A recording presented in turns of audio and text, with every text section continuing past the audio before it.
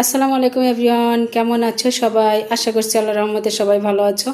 আমিও আল্লাহর রহমতে ভালো আছি। এই যে দেখো আমাদের আজকের লাঞ্চে কি রান্না করেছি। এই যে রান্না করেছি সাদা ভাত,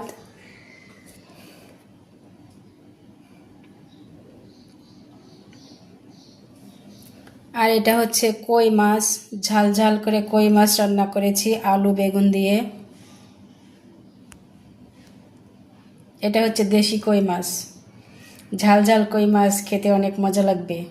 তোমরা এরকম কই মাছ রান্না করে খাবে। শুধু যে ভাজিই মজা লাগে তা না, রান্না করলেও মজা লাগে। ভেন্ডি ভাজি করেছি,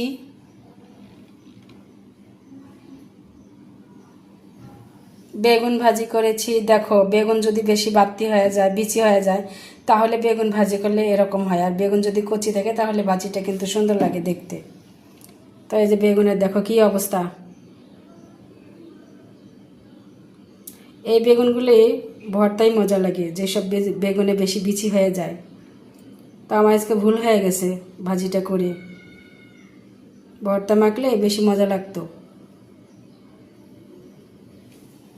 এই যে রান্না করেছি পাতলা ডাল, মসুরের ডাল।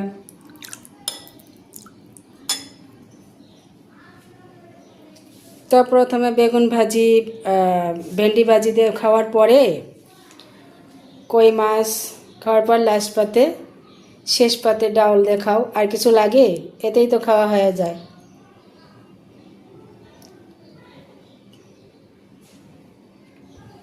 ঠিক আছে না?